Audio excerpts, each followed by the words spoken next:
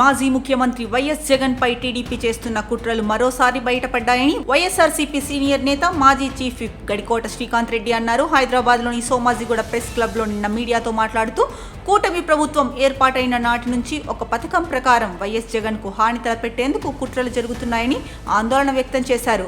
గతంలో వైఎస్ జగన్ పై హత్యాయత్నంకు పాల్పడిన నిందితుడితో గత టీడీపీ ప్రభుత్వంలో పనిచేసిన retired IPS officer A B Venkateswara Rao తాజాగా భేటీ అవడాన్ని ఎలా అర్థం చేసుకోవాలని ప్రశ్నించారు. కూటమి ప్రభుత్వాన్ని ప్రశ్నించే వారి ఉనికిని లేకుండా చేయడానికే ఏబీవీని ప్రయోగిస్తున్నారని మండిపడ్డారు. శ్రీకాంత్ రెడ్డి మాట్లాడుతూ ప్రతిపక్షంలో ఉన్న వైఎస్ఆర్సీపీని టార్గెట్ చేస్తూ కూటమి ప్రభుత్వం విద్వేషపూరిత రాజకీయాలకు తెరలేపుతోందన్నారు.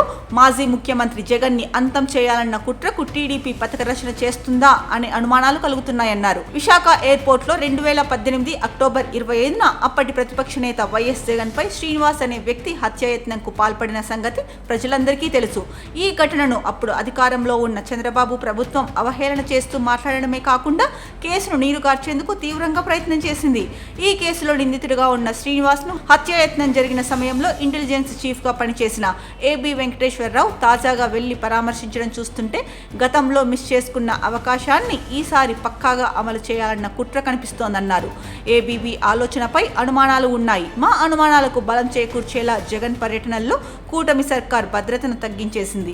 గుంటూరు, అనంతపురం పర్యటనల్లో మాజీ ముఖ్యమంత్రికి కనీస భద్రత కల్పించడంలో ఈ ప్రభుత్వం నిర్లక్ష్యంగా వ్యవహరించిందన్నారు.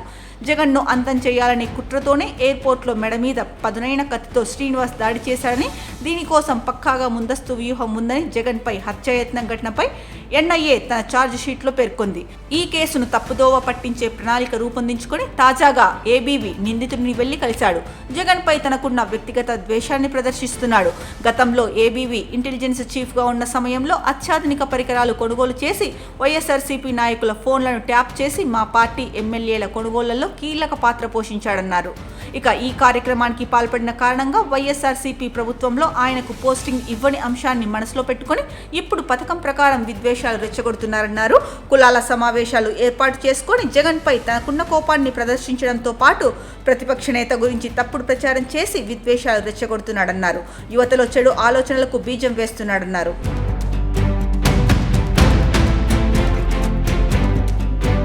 ఇక జగన్ పై ఎయిర్పోర్ట్ లో జరిగిన హత్యాయత్నం కేసుపై మాకు మొదటి నుంచి అనేక అనుమానాలున్నాయి. నిందితుడు శ్రీనివాస్ పై గతంలోనే అనేక కేసులున్నాయి. అలాంటి వ్యక్తి ఎయిర్పోర్ట్ క్యాంటీన్ లో ఎలా చేరాడు? ఈ క్యాంటీన్ ను టీడీపీ నాయకుడు హర్షవర్ధన్ చౌదరికి ఎవరు ఇప్పించారు? వైఎస్ జగన్ ఉన్న వీఐపీ లాంజ్ లోకి ఈ శ్రీనివాస్ ప్రవేశించి అతి దగ్గర నుంచి దాడి చేయడం వెనుక ఎవరి ప్రోత్సాహం ఉంది వంటి అనేక అనుమానాలను మేం వ్యక్తం చేసినా నాటి చంద్రబాబు ప్రభుత్వం పట్టించుకోలేదు. ఆ తర్వాత 2019 ఎన్నికలకు ముందు పులివెందులలో వైఎస్ వివేకానంద రెడ్డిని దారుణంగా చంపేశారు.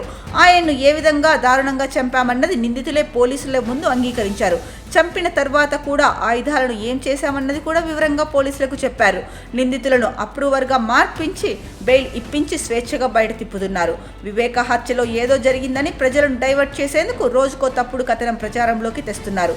వ్యవస్థలో ఉన్న లోపాలను అవకాశంగా తీసుకుని తమకు గిట్టని వారి మీద బురద జల్లడమే పనిగా పెట్టుకున్నారని శ్రీకాంత్ రెడ్డి మండిపడ్డారు. చంద్రబాబుకి పాలన చేత కావడం లేదు. సూపర్ 6 హామీలు అమలు చేయలేక చేతులెత్తేశాడు. ఓటు వేయించుకొని తమను వంచాడని ఏడాది కూడా కాకుండానే ప్రజలకు కూడా అర్థమైపోయింది. దీన్ని భరించలేక చంద్రబాబు డైవర్షన్ పాలిటిక్స్ చేస్తున్నాడు. పదే పదే విధ్వంస పాలన అంటూ గత మా వైఎస్ఆర్సీపీ ప్రభుత్వంపై తప్పుడు ప్రచారం చేస్తున్నాడు. ఉమ్మడి రాష్ట్రంలో రైతులకు ఉచిత విద్యుత్, ఫీజు రియంబర్స్మెంట్, ఆరోగ్యశ్రీ వంటి అనేక వినూత్న కార్యక్రమాలకు శ్రీకారం చుట్టి పేదలకు వెన్నుదన్నుగా నిలిచిన వైఎస్ఆర్ పాలన కన్నా గొప్పగా చంద్రబాబు ఏం చేశారు?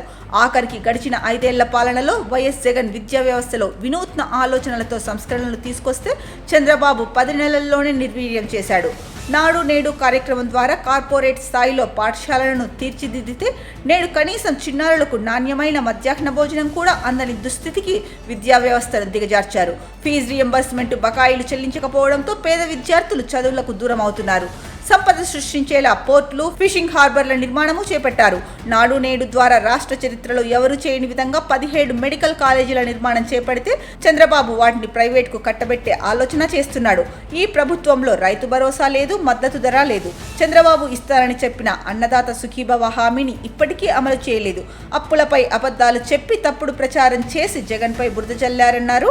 ఇక రాష్ట్రంలో నెలకొని ఉన్న పరిస్థితులను చూస్తే నియంత పాలన నడుస్తోందని అర్థమవుతోందన్నారు. తమకు నచ్చని వారిని, ప్రభుత్వాన్ని ప్రశ్నించిన వారిని ఎలా చంపాలన్న ఆలోచన చేయడానికి మాజీ పోలీస్ అధికారి అయిన ఏబీవీని నియమించుకున్నారు. సుదీర్ఘకాలం పాటు సివిల్స్ సర్వీస్ లో పనిచేసిన వ్యక్తి ఇలాంటి కార్యక్రమాలకు పాల్పడటం సమంజసమేనా అని ఆలోచించుకోవాలి. ప్రజలకు మంచి చేసి పేరు సంపాదించుకోవాలనే ఆలోచన చేయకుండా తప్పుడు ఆలోచనలతో ప్రశ్నించే గొంతులను నొక్కాలనుకోవడం అవివేకమన్నారు. ఏబీ వెంకటేశ్వరరావుకి ప్రజాస్వామ్యంపై గౌరవం ఉంటే ఇలాంటి తప్పుడు ఆలోచనలు మానుకోవాలన్నారు. తనకు ఏదైనా అన్యాయం జరిగిందని భావించి ఉంటే న్యాయస్థానాలను ఆశ్రయించాలి. వైఎస్ జగన్ పైన వ్యక్తిగత ద్వేషాన్ని పెంచుకోవడం సరికాదు. తనకు ఏదైనా అనుమానాలుంటే వాటిని నివృత్తి చేయడానికి మేము సిద్ధంగా ఉన్నాం. బహిరంగ చర్చకు ఎక్కడికి రమ్మన్నా నేను వస్తా అని శ్రీకాంత్ రెడ్డి సవాల్ విసిరారు.